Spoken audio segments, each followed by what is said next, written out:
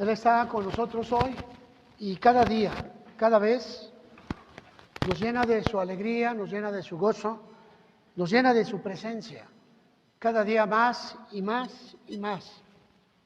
Seguramente usted ha tenido tiempo de visitar, de saludar al hermano, a la hermana que está junto a usted. ¿Por qué no lo hace ahorita? ¿Por qué no se levanta y le da un saludo al hermano, a la hermana que es su vecino? Y le dice, qué bueno que estás aquí hoy. Es importante que dejes tus vacaciones, es importante que atiendas la voz de Dios, es importante que lo hagas. Y seguramente Dios lo va a estar haciendo, ¿verdad? Dios tiene grandes cosas para nosotros y es bueno estar pendiente de ello. Aleluya. Gloria al Señor. La bondad de Dios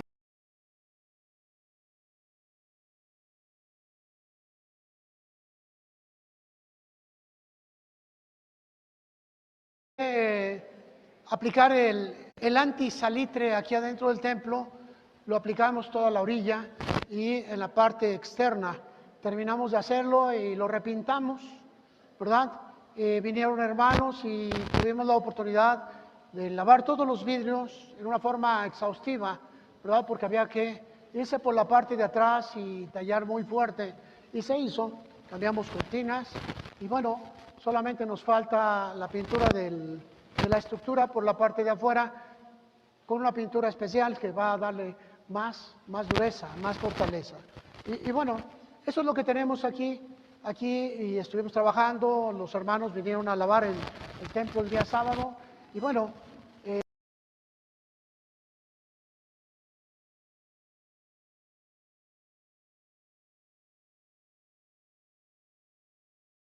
va a ir guardando lo que es su tesoro que va a ir creciendo alrededor de usted. Usted lo va a llevar consigo y es la gloria de Dios a la cual nosotros le tributamos nuestra vida. Bien, el día de ayer se cerró el ciclo que se conoce como Semana Santa o Semana Mayor con la crucifixión y el día de hoy celebran, de acuerdo a su ponencia, la resurrección. Sabemos que las costumbres vinieron a implementarse porque la mayoría del pueblo no sabía leer y se hacían representaciones para poder evangelizar al pueblo. Así que la Biblia tardó muchos años en poder ser abierta. Estamos hablando de 1957, 1960, la Biblia ya se entregó en los idiomas a los pueblos, pero después de mucho tiempo. Antes de ello se enseñaba mediante representaciones teatrales, ¿verdad? Así que recordábamos la representación del ingreso de Jesús, la llegada de Jesús y la entrada en un borriquito porque era necesario, era la circunstancia que todos los reyes tenían que ser reconocidos y eran montados en un borriquito y tenían que ser llevados a través del pueblo. Cuando Jesús entra a Jerusalén, lo hace montado en un borriquito, dando alusión de que Él es el rey que va entrando a Jerusalén y el pueblo lo aclama como rey, ¿verdad? Tiran palmas, tiran hierba al camino, tiran sus túnicas, tiran sus ropas, haciendo un camino largo por donde iba a penetrar ese rey. Esto se enseñó como nosotros lo conocimos como el Domingo de Ramos. La iglesia romana hizo esa representación y la siguió manejando. Después, estas representaciones, tanto como la crucifixión como el Domingo de Ramos, un papa dijo que la gente que asistía a ellos, que podía observarlos, ganaba puntos, indulgencia.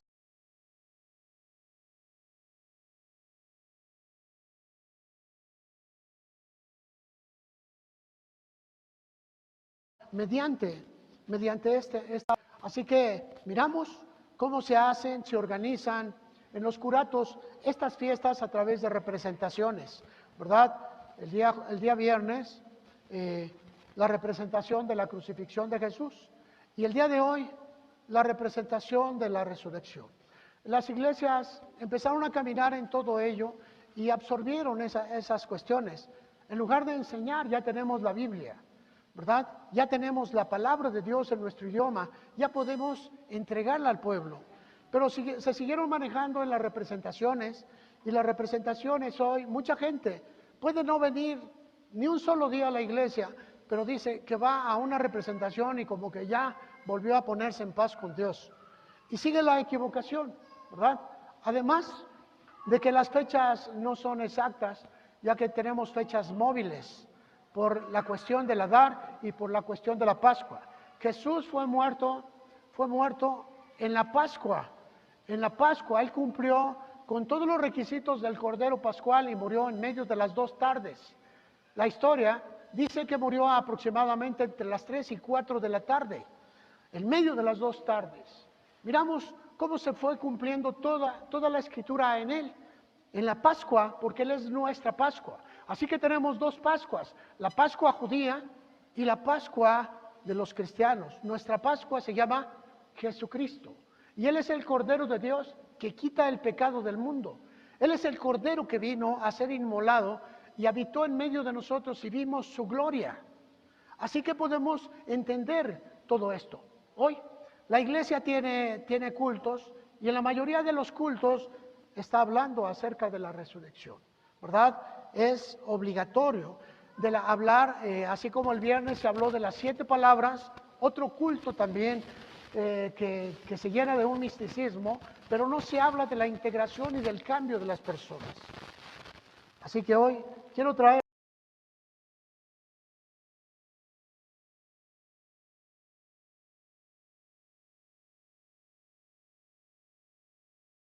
vayan y preparen la Pascua en la casa de tal, porque ahí la voy a tomar. Ahí está todo preparado, así que llegó y tomó esa Pascua y dice, ¿cómo me angustio hasta que todo esto suceda? Él tenía una angustia real, verdadera. Y en esa Pascua sucedieron varias cosas que son bien importantes y a veces las brincamos para quedarnos solamente en lo que nos enseñó la tradición. Acompáñame, abre tu Biblia en Mateo capítulo 26, versículo 19. Y vemos aquí el establecimiento de esa Pascua, esa última cena, esa última fiesta o celebración que tuvo Jesús con sus discípulos. Y dice, y los discípulos hicieron como Jesús les mandó y prepararon la Pascua. Así que entendemos que era la Pascua judía, Jesús estaba ahí. Y dice, cuando llegó la noche, y tomando el término noche, no es de que se oscurezca. La cuestión es que el día empezaba al ponerse el sol. El día establecía de tarde a tarde, ese era un día, no de mañana a anochecer, era de tarde a tarde un día. Y lo puedes ver en el Génesis capítulo 1, versículo 6, versículo 7, puedes mirar cómo se establecía el día. Y dice la Escritura, cuando llegó la noche, cuando llegó el tiempo, cuando empezó el día de la Pascua, se sentó a la mesa con los 12 y mientras comían, ¿qué estaban comiendo? La Pascua. Dijo, de cierto les digo que uno de ustedes me va a entregar, y entristecidos en gran manera comenzó cada uno de ellos a decirle, ¿soy yo, Señor? Entonces él respondiendo dijo, el que mete la mano conmigo en el plato, ese me va a entregar. Y a la verdad el Hijo del Hombre va según está escrito de él, mas hay de aquel hombre por quien el Hijo del Hombre es entregado, bueno le fuera a ese hombre no haber nacido. Respondiendo Judas, el que le entregaba, le dijo, ¿soy yo, maestro? Y él le dijo, tú lo has dicho. Aquí miramos cómo ocurre este momento antes, porque había que purificarse. Era la oportunidad de Judas de que desistiera, de que Judas se quedara ahí con él, que desistiera de tomar el dinero por la venta o por la traición. Era el tiempo, era la oportunidad que se le estaba dando a Judas en ese momento para que se arrepintiera y cambiara la dirección de su mente. Cuando nosotros tomamos la cena del Señor y recordamos la Pascua, que es Jesucristo en nosotros, ¿verdad? Podemos mirar y decir todos los daños que han ocurrido y tenemos que decir sin culpar a nadie más, ¿acaso soy yo? Los problemas que están sucediendo en mi casa, ¿acaso soy yo? Los problemas que están sucediendo en nuestro trabajo, ¿acaso soy yo? Los problemas que suceden a tu alrededor, ¿acaso soy yo? ¿Por qué? Porque es importante, hermano, que tú te observes, Porque eres tú el que vas a salvarte o eres tú el que vas a perderte. Y aquí miramos cómo Jesús hace esa pregunta. Uno de ustedes, podía haberlo dicho bien directo. Judas, tú me vas a entregar. Pero hizo una pregunta abierta. Uno de ustedes me va a entregar. ¿Por qué razón, hermano? Porque era necesario que cada uno de nosotros enfrentemos nuestra conciencia para saber lo que hemos hecho bueno o malo. Así que podemos mirar aquí el enfrentamiento a nuestra conciencia, y Jesús estaba con ellos y les había dicho, uno de ustedes. Cada uno de ellos preguntó, ¿acaso seré yo? Cada uno de ellos respondía. ¿Por qué? Porque todos tenían faltas, todos tenían errores, todos habían cometido pecados. Sin embargo, Jesús asumía el pecado y perdonaba, asumía el pecado y limpiaba la mentalidad siempre con la anuencia de la persona. Y dice la Escritura que Judas no dijo nada y recibió la oportunidad para haberse quedado con Jesús, para haber cerrado los ojos. Sin embargo, Jesús le abrió la puerta para que cometiera la traición. Él mismo estaba teniendo esa oportunidad de vida y la había rechazado. Cada uno de nosotros durante la cena tenemos la oportunidad de pedir perdón y resarcir el daño que hemos hecho al trayecto en el transcurso de un año y decirle a la gente con la cual nos rodeamos, ¿sabes qué, hermano? Perdóname. Tenemos esa oportunidad, ¿verdad? ¿Por qué, hermanos? Porque estamos dañando nuestro testimonio con Cristo.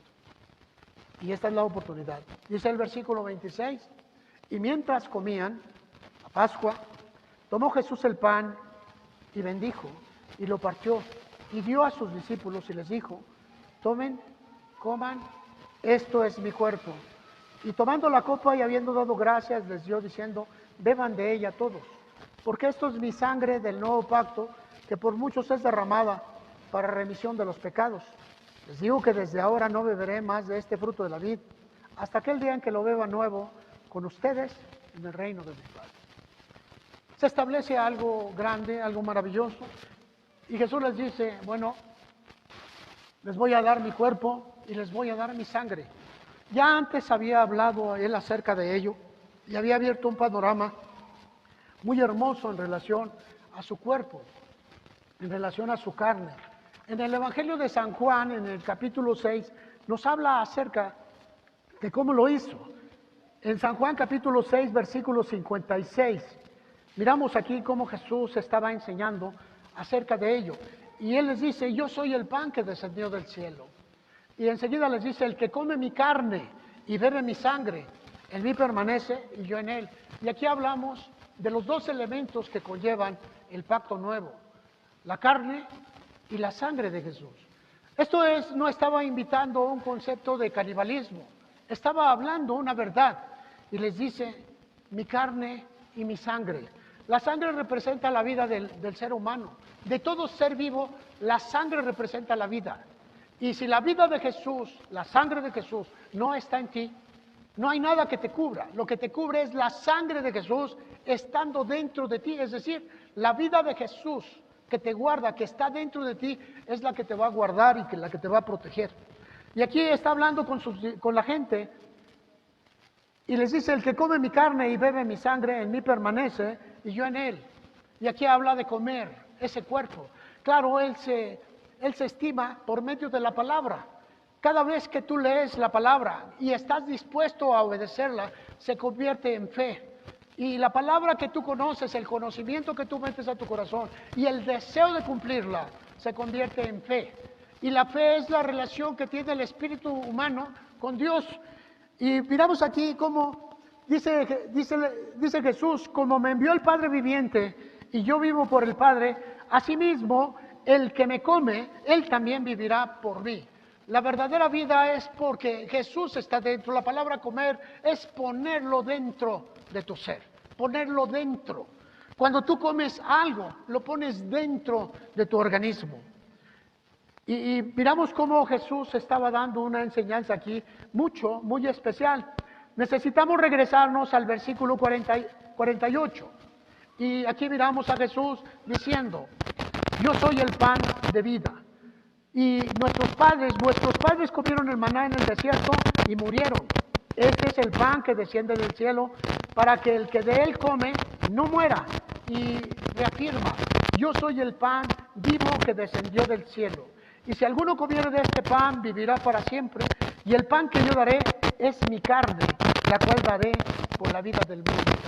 Cuando Jesús en la última cena, en la última Pascua, toma el pan, lo hace pedazos y dice que le da un trozo a cada uno de sus discípulos, ¿verdad? Y les dice, coman porque es mi cuerpo, haciendo alusión a este pasaje, haciendo alusión de que en una forma espiritual Él va a estar dentro de nosotros en la manera que nosotros lo comamos, que estemos dispuestos a mantenerlo dentro de nuestra vida a través de la obediencia, a través del conocimiento y el sometimiento a sus órdenes. La bendición entonces estará fluyendo. Y dice aquí a partir del versículo 53, ¿verdad? Lo puedes leer todo corrido, solo que estoy enfatizando ciertas cosas. Y dice en el 53, Jesús les dijo, de cierto les digo que si no comen la carne del Hijo del Hombre y beben su sangre, no tienen vida en vosotros. Y cada año nosotros tenemos un tiempo especial para recordar este evento. Sin embargo, aquí está diciendo que había que comer y había que beber la sangre. Y está hablando de otras circunstancias, está hablando una alegoría que corresponde a su cuerpo.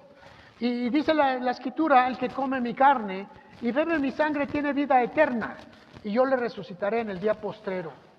Porque mi carne es verdadera comida y mi sangre es verdadera bebida. Y vemos aquí cómo se establece una relación, Él en nosotros y nosotros en Él, mediante lo que hemos puesto dentro de nuestra vida.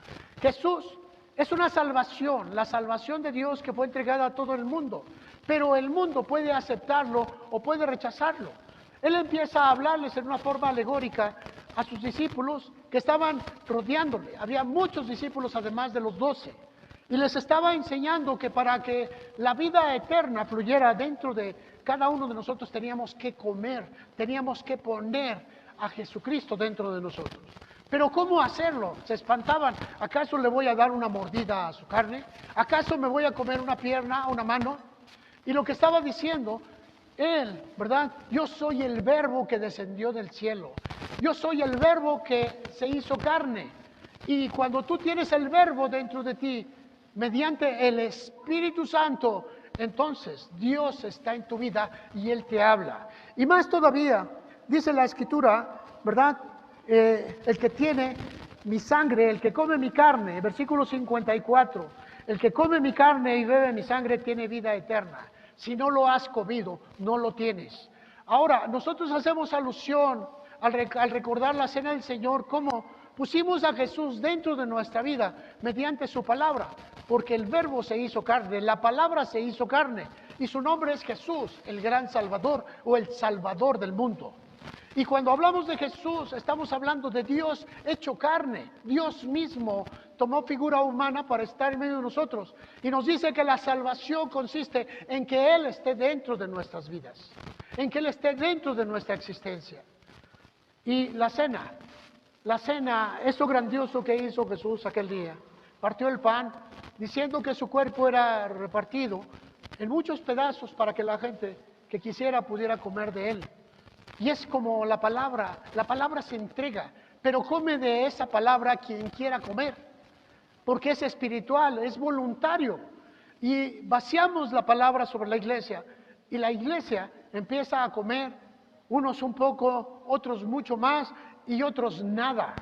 Y es una realidad, por eso vemos que están sucediendo cosas. El que come mi carne y bebe mi sangre, versículo 56, en mí permanece y yo en él. Aquí habla todavía más, que no es tan solo un recuerdo, está hablando de una realidad. Y a partir del versículo 63 dice, el Espíritu es el que da vida, la carne para nada aprovecha. Y las palabras que yo les he hablado son espíritu y son vida. Pero hay algunos de ustedes que no creen, porque Jesús sabía desde el principio quiénes eran los que no creían y quién le había de entregar. Y dijo, por esto les he dicho que ninguno puede venir a mí si no le fuere dado por el Padre. Y miramos aquí algo especial. ¿verdad?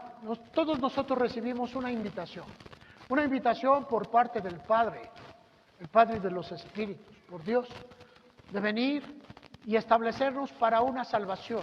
Somos destinados para convertirnos en hijos de Dios. Pero a través de ese predestino, nosotros podemos abandonar el barco, el proceso, podemos tomar otro tipo de vida. A través de ese proceso nosotros podemos abortar las cosas que Dios ha hecho con nosotros, el llamado supremo. Podemos dejarlo fuera de nuestra existencia y Él es la vida eterna. Y Jesús se manifiesta a través de su palabra que comemos, es decir, que ponemos dentro de nosotros como un artículo verdadero, eterno, inamovible. Y así que cuando leemos la palabra de Dios, esa palabra se vuelve carne en nosotros y empezamos a desempeñar una vida que no es común para el resto de la gente. En el versículo 64 dice, pero hay algunos de ustedes que no creen. Se refería a ese hombre llamado Judas el Iscariote, que recibiendo las palabras de Jesús, él pensaba solamente en lo que le iba a representar. Dinero, dinero, dinero. 30 monedas de plata que en ese tiempo alcanzaban para comprar 2 tantos de la tierra en donde fue sepultado, la casa de Aceldama o la casa de sangre. Alcanzaba para muchos más, para varios acres de tierra.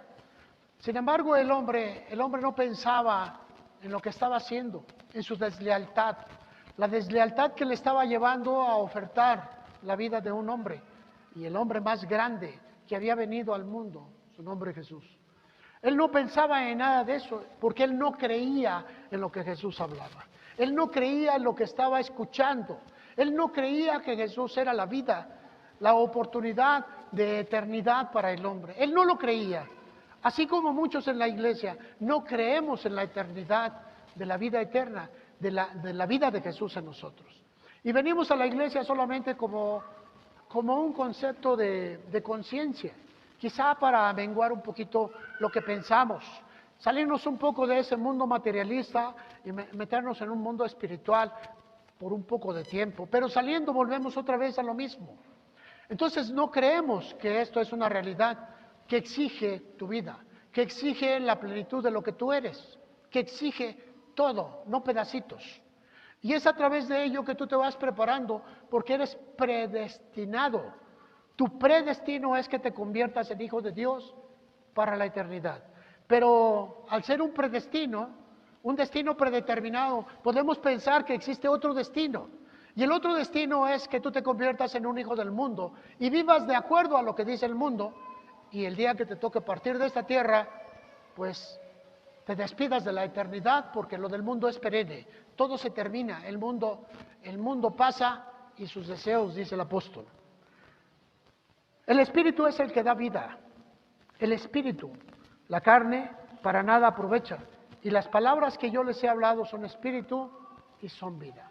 Jesús estaba hablando en una forma espiritual, en una forma alegórica de su carne y de su sangre. Y les dice, el que come mi carne, el que bebe mi sangre, tiene vida eterna. Él estaba hablando en una dimensión completamente diferente. ¿Qué estaba sucediendo, hermanos? Estaba aconteciendo otras cosas. Mateo 26, 26. Volvamos otra vez a ese principio. Tienes una Biblia abierta, ponle un separador, porque vamos a estar saliendo y regresando. Mientras comían, tomó Jesús el pan y lo bendijo y lo partió y lo dio a sus discípulos. Te das cuenta de que no es para todo el mundo.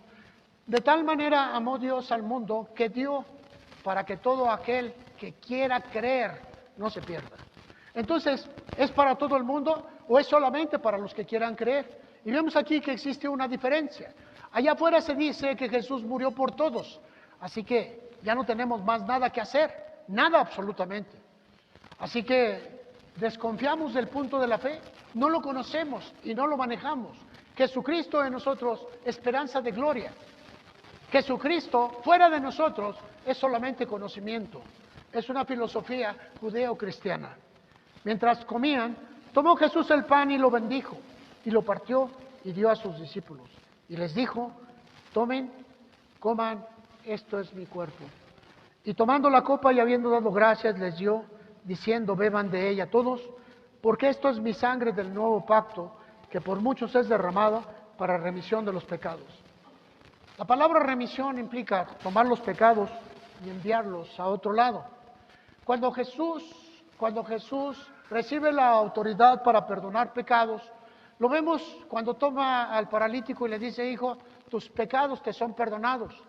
Inmediatamente la gente que tenía conocimiento le dijo, ¿quién puede perdonar pecados sino solo Dios? Y la palabra perdón es liberar, sacar el pecado de la persona. Y Jesús les dice, pues para que sepan que tengo autoridad y poder para perdonar pecados, le dijo al paralítico, levántate y anda. Y miramos que el pecado puede ser el concepto que ha obstaculizado la vida de muchos. El pecado ha vuelto esclavos a muchas personas y están enfermos de pecado. Y ese pecado ha obstaculizado su vida. Por supuesto aquí. Pero lo que sucede aquí abarca todo tu cuerpo. Así que el pecado tiene que ser erradicado de ti. No solamente otorga el perdón, sino el perdón te quita el pecado. ¿Cómo podríamos mirarlo? Un hombre o una mujer, por mencionar un género, ¿verdad? Que son adúlteros. Adulteran aquí, adulteran allá, y el pecado está ahí. Y ellos van con una persona y le dicen, tus pecados te son perdonados. Y la persona dice, ya soy perdonado, pero sigue pecando, el pecado sigue estando dentro de ellos. Y el pecado los lleva a repetir la forma que ofende a Dios, el pecado. Pero cuando vienen a Jesús, Jesús dentro de nosotros empieza a trabajar en nuestros pensamientos y el pecado es desarraigado completamente de nuestra mente. Así que el hombre adúltero ya no quiere adulterar, ya no desea adulterar, ya no puede adulterar. ¿Por qué? Porque la palabra que está dentro de él se lo impide. Su conciencia ha sido afectado por la eternidad. Y de igual manera tú, amado hermano, eres afectado por la eternidad cuando la palabra de Dios está dentro de tu corazón. Y Jesús les dijo, tomen y beban de ella todos, porque es mi sangre del nuevo pacto. Y aquí aparece otra palabra, el nuevo pacto. El nuevo pacto, hasta ese momento podíamos conocer el pacto antiguo, los 614 mandamientos, el pacto mosaico, el pacto de Moisés. Ese pacto que llevaba todas las reglamentaciones de qué vistes, qué comes, cómo caminas, cómo es tu relación con Dios, con la relación sacerdotal, las ofrendas, lo que vas a vestir, etcétera, etcétera. Todo lo que conlleva con quién te puedes juntar y con quién no. Todo está establecido en esos 614 preceptos, ¿verdad? Dentro de los cuales se encuentran los 10 éticos, los 10 de moral. Estos 10 mandamientos son los que tú conoces, ¿verdad? Los que manejas, los que tratas de estar, pero a veces no puedes. Jesús lo encerró todo en el mandamiento del amor, porque el amor es el Espíritu de Dios, y si el amor de Dios no está en ti, tú no vas a poderlo cumplir. Dentro de poco tiempo voy a hablarte acerca del temor de Dios. No ese temor que da miedo, sino ese temor que te lleva a exaltar su nombre dentro de tu vida y que buscas no ofenderlo. Es ese temor el que necesitamos conocer. Aparece una palabra, un nuevo pacto, ¿verdad? La sangre del nuevo pacto. La sangre es lo que firma el nuevo pacto. Pero ¿cómo es el nuevo pacto? El pacto antiguo, te dije que había que cumplir 614 mandamientos. ¿Qué hacer, qué no hacer? Se convirtieron en los mandamientos de la obra. Y el hombre hacía. Entonces el hombre que había nacido en una circunstancia pudiente, podía hacer más que el que había nacido en otros lados. Cuando había un pecado, el hombre pudiente llevaba un becerro. Y el hombre que había nacido pobre llevaba apenas un puño de harina. Y los sacerdotes miraban a uno y a otro y los condenaban por eso. Se empezó a decir que la pobreza era una cuestión de maldición también. Hoy la manejan algunas personas. Pero cuando viene Jesús nos dice esto, que el amor nos hace a todos iguales, y empieza a trabajar. Jeremías, el profeta Jeremías, ese profeta que lloraba porque siempre estaba recibiendo juicio, es llevado a un encuentro con Dios y recibe una palabra bien puntual, bien hermosa. Y en el capítulo 31, versículo 31, miramos a Jeremías recibiendo una palabra que va a afectar a toda nuestra vida. Y dice en el versículo 31, he aquí que vienen días, dice Jehová, en los cuales haré nuevo pacto con la casa de Israel y con la casa de Judá. Es decir, los creyentes, los que obedecen, los que aman. No como el pacto que hice con sus padres el día que tomé su mano para sacarlos de la tierra de Egipto, porque ellos invalidaron mi pacto, aunque fui yo marido para ellos, dice Jehová. ¿Sabes? Y aquí nos dice que en el desierto ese pacto fue invalidado. Cuando la gente decía, quiero regresar, y quiero regresar, y quiero regresar, seguían caminando empujados por la muchedumbre. Así hoy miramos en la iglesia, un padre que trae a los hijos y los hijos vienen con las manos en la bolsa, y yo no quiero ir, y yo no quiero ir. Vienen empujados. ¿Por qué? Porque no han entendido que esto es de fe. Y dice la Escritura, fui yo un marido para ellos, dice Jehová. Pero este es el pacto que haré con la casa de Israel. En ese momento, en el tiempo de Jeremías, estaba validado el pacto antiguo, los 614 mandamientos.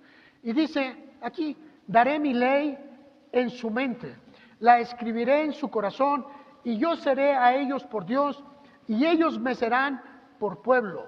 Y no enseñará más ninguno a su prójimo, ni ninguno a su hermano, diciendo, conoce a Jehová, porque todos me conocerán, desde el más pequeño de ellos hasta el más grande, dice Jehová, porque perdonaré la maldad de ellos y no me acordaré más de su pecado. Es un perdón absoluto, un perdón absoluto. Así que el nuevo pacto habla de un perdón absoluto dentro de tu ser, ¿verdad? Y a veces no entendemos el concepto del perdón, el concepto de cómo voy a perdonar. Dice una persona, ya perdoné a mi agresor, pero no lo quiero ni ver. Ya perdoné a mi agresor, pero no le quiero ni hablar. Ya perdoné, pero me cae mal. Entonces quiero que pienses un momentito y vamos a pensar en una forma gráfica. Tú le prestaste a una persona 1,000 pesos y esta persona ha pasado el tiempo, no te los ha pagado. Ya fuiste a cobrarle, se enojaron. Te molestaste cuando cobraste porque miras que no tiene la disposición de pagarte, ¿verdad? Y vienes muy molesto porque estás a punto de perder tus 1,000 pesos. Y miramos aquí cómo se encuentran esos 1,000 pesos. Y le dices, págame. Y te dice, no tengo dinero. Pero lo que estás mirando es una disposición a no pagar. Ahora, tienes tú la oportunidad de cerrar esa deuda o estar enojado por esa deuda. ¿Y qué sucede, hermano? Te enojas, te molestas y dices, no lo voy a perdonar. ¿Cómo voy a perdonar? No quiero perdonar. Pero un momento dado, miras que ya le cobraste y o estás molesto y le dices, te voy a perdonar porque ya no quiero cobrarte, o dos, le dices, ya veo que no puedes pagarme y te voy a perdonar la deuda. Entonces tú dices, perdono. En ese momento, tu deuda, la deuda de la persona quedó zanjada, como si te lo hubiera pagado, como si hubieras recibido el dinero. Ya no tienes derecho de exigir el pago de la deuda, ya no tienes derecho sobre la deuda ha quedado cancelada. Después te acuerdas, ay, es que me debía. No, ya no tienes derecho, tú perdonaste, la deuda se acabó, el perdón pagó.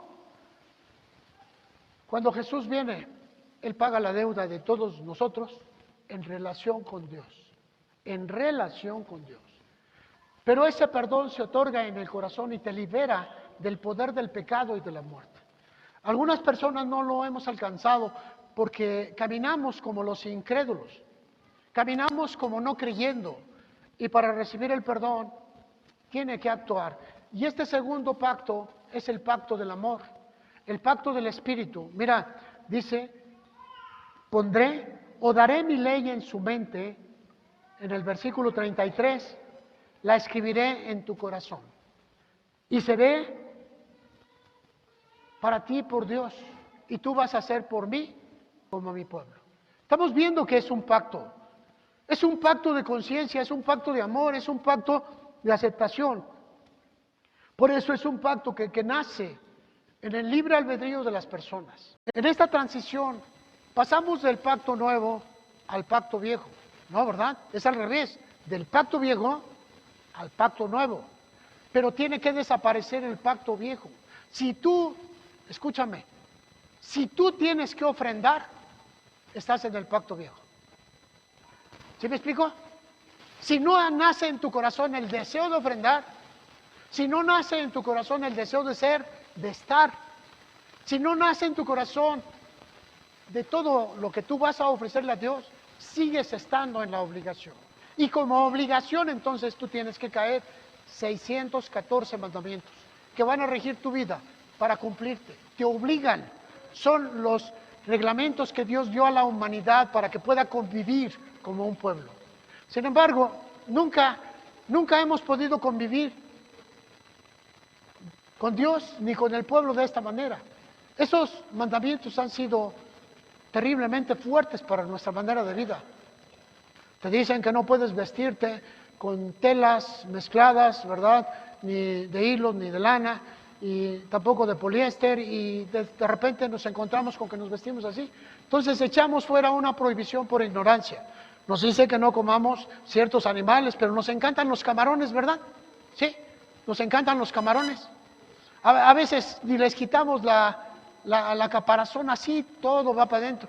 Y está prohibido, es un animal buitre del mar, perdón por la expresión, ¿verdad? No podemos comer un conejo y aquí los venden como el gran banquete enchilado. ¿Qué estoy diciendo, hermano? No vas a comer un pedazo de chicharrón, un taco de carnitas con harta salsa. Hasta te hicieron tus tripitas así. Esto es la ley, hermano. Esto es la ley. ¿Acaso Dios te prohíbe lo mejor? No, está cuidándote. La ley es para cuidarte. Son límites que tú no puedes traspasar para cuidarte. Sin embargo, nosotros lo vemos como meras prohibiciones. Dios es bien aguafiestas. Dios no nos deja ser felices. Dios nos prohíbe lo mejor. No, está cuidando tu vida. Pero cuando viene el nuevo pacto, dice el apóstol Pablo, todo me es lícito. Pero no todo conviene. ¿Qué sucede? El responsable de tu vida eres tú en relación con Dios. Todo me es lícito, pero no todo me edifica. ¿Qué sucede? Yo puedo hacerlo. Sí, yo puedo hacerlo. Pero ahora yo soy el que va a dirigir, porque estoy apegado con Dios. Todo me es lícito, todo lo puedo hacer. Pero ahora tengo la conciencia de que no es bueno. Y como mi conciencia está abierta, pues no lo voy a participar. Hay un nuevo reglamento en la vida de aquellos que tienen a Cristo dentro. Todo le es lícito, no todo conviene. ¿Verdad? El apóstol Pablo está enseñando, Hebreos capítulo 10, versículo 15. Y en el versículo 15 dice la Escritura, en el pacto nuevo, dice lo siguiente: y nos atestigua lo mismo el Espíritu Santo, porque después de haber dicho, este es el pacto que haré con ellos, después de aquellos días, dice el Señor, pondré mis leyes en sus corazones y en sus mentes las escribiré. Tú vienes y escuchas la palabra de Dios. Algunos ya la tienen mentalizada, es decir, está dentro. Otros vienen porque, es que luego se enoja la vieja si no vengo. Yo me quiero quedar en la casa, a mí me traen mis papás, yo no quiero venir, pero... ¿Y sabes, hermano? Dice, pondré mi ley en sus mentes, la escribiré en sus corazones. ¿Qué pasa? Y dice que cuando esto se logra, cuando la ley de Dios está dentro de ti, cuando la ley del amor empieza a transformar tu vida, añade en el versículo 17, y nunca más me acordaré de sus pecados y transgresiones. Esta es la palabra perdón. Esta es la palabra que la deuda dejó de existir. Ya no tienes pecados en relación a Él. El pecado te fue perdonado. Tu vida empieza a partir de que llegaste a la iglesia con un corazón diferente. Tu deuda pasó atrás, cometiste errores, ¿verdad? Viene la señorita que tuvo relaciones sexuales con fulano y siempre lo estuvo escondiendo, pero se encuentra con Dios y su corazón es perdonado cuando la palabra de Dios está dentro y empieza el perdón de aquellas personas que quieren remitir, quieren reembolsar lo que han hecho de mal, y vemos que hay un resarcir, porque el pecado no puede ser que tú hayas robado una cantidad de dinero y decir, Padre, perdóname, pero no quieres regresar el dinero. No hay perdón, no hay perdón, es un juego. De igual manera, cuando tú hiciste daño a alguien, tienes que resarcir. Esa es una parte que tenemos que tener bien claro, porque es producto del amor. Nunca más me acordaré de sus pecados y transgresiones. Son perdonados, no existen. Echaré la deuda a lo profundo de la mar. Ahí se quedará y nadie podrá ir a por ella. ¿Por qué te acuerdas de tus pecados si ya fuiste perdonado? A menos que la palabra de Dios no esté en tu corazón, entonces tu pecado sigue estando vigente, está vivo, sigue siendo un pecador a los ojos de Dios. Si el nuevo pacto no ha entrado en tu corazón, el nuevo pacto no está en tu mente, el nuevo pacto de amor y de fe no está dentro de ti, entonces los pecados siguen estando vigentes. Sigues pensando en las cosas malas, sigues actuando en ellas. Dijo el Señor, un hombre no es el que va a la acción, sino es un hombre que peca el que lo hace en su pensamiento. Le dijo a un hombre que un hombre comete adulterio solo al mirar a la mujer y desearla de esa manera. Ya cometió el pecado. Y esto se da en la mente. Pero cuando tu mente aparece Dios, esos tipos de pensamientos se disgregan, no permanecen, no dejan de ser. El pecado se concibe en la mente y se aviva y se manifiesta con las obras de la carne. Donde hay remisión de estos, no hay más ofrenda por el pecado, y es la ofrenda que tú ya no debes de traer, la ofrenda del pecado. ¿Por qué? Porque cada persona que cometía un pecado tenía que ofrendar, así que iba por su borreguito, iba por su botella de aceite, por sus puños de harina, y quizás si tenía por una vaca, dependiendo del estatus de la persona. Pero nadie podía llegar delante de Dios con las manos vacías. Pero a partir de que Jesucristo viene a convertirse en el Señor de tu vida, todo se va relegando. Ahora, ¿qué tipo de ofrendas? El apóstol Pablo dice, cada quien dé como ha propuesto en su corazón. Pero hágalo con alegría, porque Dios ama al dador. Entonces se está poniendo un nivel completamente diferente. Un nivel completamente diferente. Así como el diezmo es un pacto tuyo con Dios, así también la ofrenda es un dejo de tu corazón. Ya no hablamos del pecado, ya hablamos siempre por una acción de gracias. Pero está libre para que tú lo hagas de acuerdo a lo que es propuesto. Señor, creo yo que esto es lo que merece la iglesia que prodiga tu nombre. Creo yo, cada quien dé como ha propuesto. Como ha propuesto. Así que hay una propuesta de cada uno de nosotros, pero tiene que entregársela a Dios. Señor, te propongo darte esto. ¿El diezmo? No, Señor, el 50%. Mi vida. Decimos que ya no vivimos para nosotros, ¿verdad? Pero nos miramos que tenemos un montón de cosas alrededor que nos estorban. El nuevo pacto es Dios primero y después lo que sigue. Primero Dios y después lo que sigue. En el pacto nuevo es Dios en nosotros, la esperanza de la gloria. Dios en nosotros es la vida eterna. Dios en nosotros es el perdón de pecados. ¿Y cómo va a venir? Mediante su palabra. Cada semana nos reunimos aquí, se habla la palabra y tú comes algo de ello.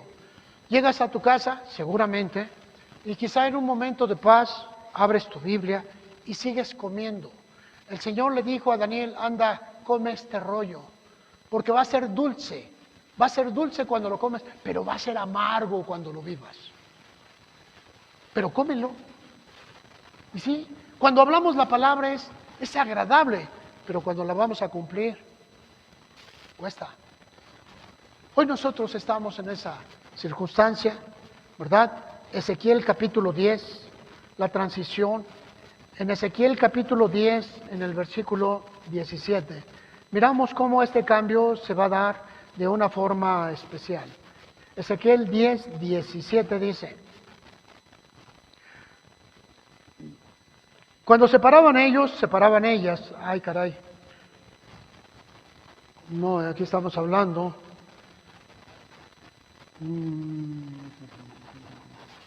Creo que me perdí.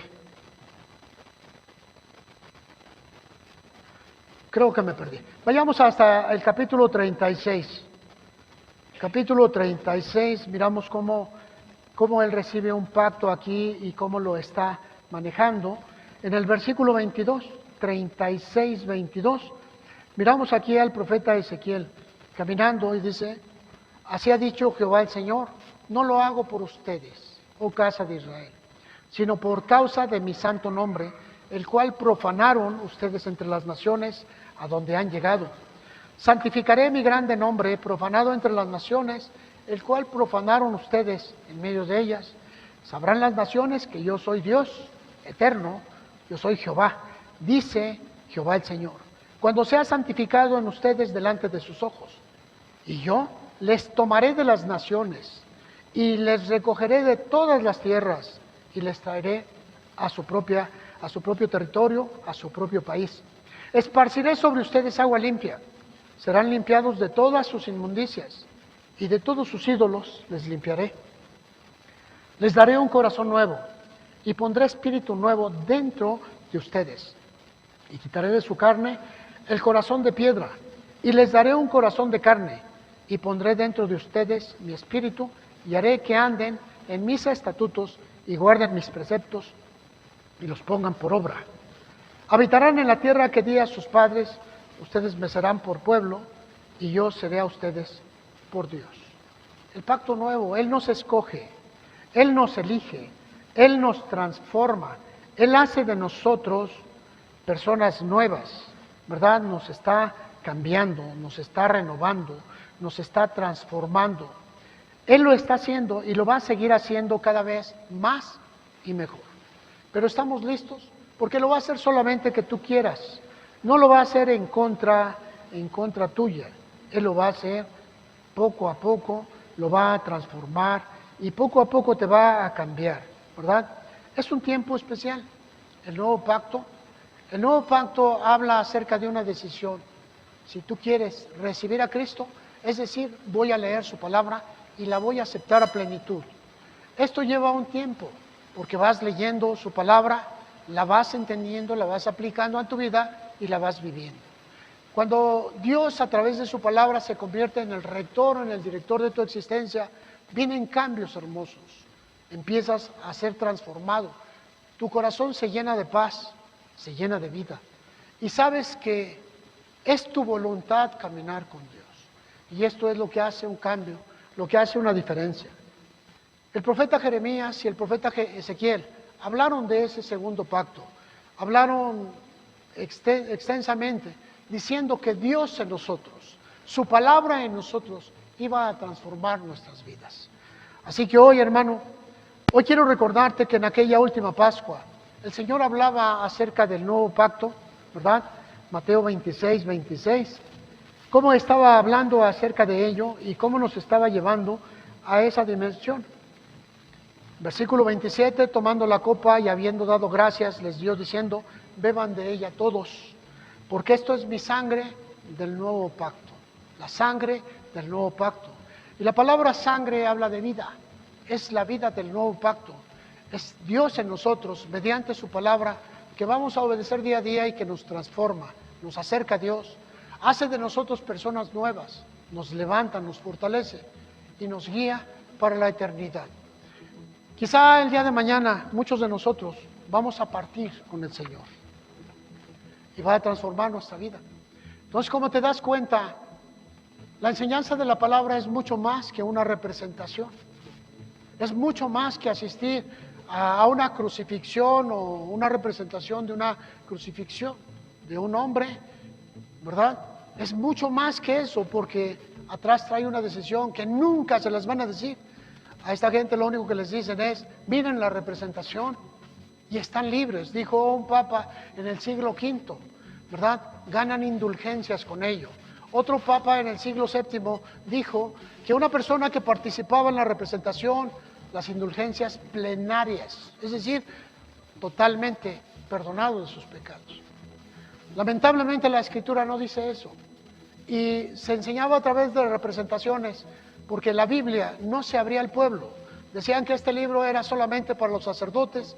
Hasta en 1950-57 se empezaron a entregar Biblias en el idioma de los pueblos. Anteriormente a ello, solamente se conocía el idioma latín en las iglesias y el sacerdote daba su misa en latín sin ningún tipo de enseñanza o transcripción al pueblo. Así que se convirtió en un pueblo místico, que no sabíamos más nada.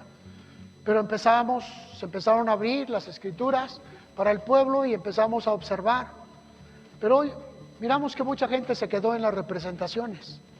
Sigue buscando en la representación su falta de anuencia, su falta de compromiso con Dios. Están en las representaciones, pero no saben que esto se usaba para enseñar un suceso, del cual ya sabemos ahora. Y hoy, en unos días más, hermano, a finales de abril, estaremos tomando la cena del Señor aquí en este lugar para recordar lo que Dios hizo por nosotros mediante la vida y sacrificio de Jesucristo. Para mirar, hermanos, ese sacrificio tan grande en la cruz y lo que representa para cada uno de nosotros. Lo estaremos conmemorando el día 28 de abril. El día 21 de abril abriremos el bautisterio aquí en este lugar y son 9 personas que se van a bautizar. El hermano Juan les va a dar indicaciones para esas pláticas o para esa plática, así que escúchenlo al final. Y cada uno de las personas que estemos aquí tenemos la invitación a participar. Sin embargo, habrá muchos que decidan no. Ese va a ser su problema porque se van a desligar de la obra de Dios. Pero quiero decírselos con tiempo porque el Señor habla de muerte, pero no es una muerte física, es una muerte espiritual. Y hay personas que están aquí pero están muertas. Es decir, van y vienen porque no hay otra cosa. Su vida estuvo siempre aquí, pero hoy ya no tienen su vida. Así que, amado hermano, esto es un tiempo especial y esto es enseñanza de todo lo que Jesús dijo e hizo en esa última cena. La semana que viene, Dios mediante, estaremos hablando, ¿verdad?, de otro evento más que sucedió en esa última cena, que es el lavatorio de pies y también la ordenanza y la manera como el Señor nos enseña las cosas que han de venir. El día 28 también tendremos aquí lavatorio de pies y vamos a tener esa oportunidad de lavarnos los pies los unos a los otros. Ponte de pie, hermano. Dios es bueno, ¿verdad?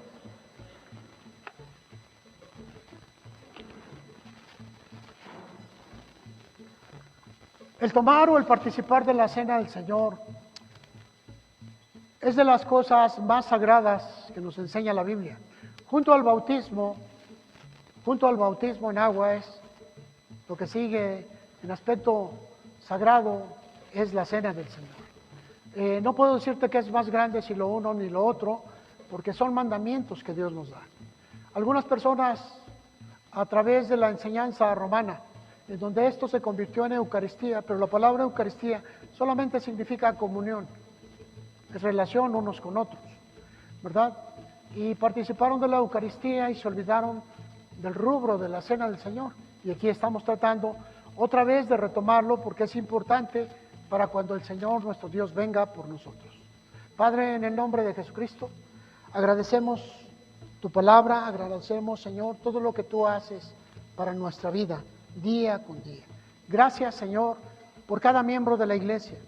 Te suplicamos los bendigas y bendiga, Señor, a aquellos que están en viaje, aquellos que solamente en esta parte del año tienen la oportunidad de convivir con los suyos, de tener ese tiempo de vacación. Bendícelos allá donde se encuentran y guárdalos, Señor, en su viaje de regreso. Bendice a la iglesia, Señor, dales salud, dales fortaleza, dales vida. Y sobre todas las cosas, Señor, que no falte ningún bien en su casa. Que su despensa rebose, que su cuerpo, Señor, fortalezca en salud y que su espíritu esté lleno de alegría. Padre, te lo pedimos en el nombre de Jesucristo. Amén y amén. Dale un fuerte aplauso.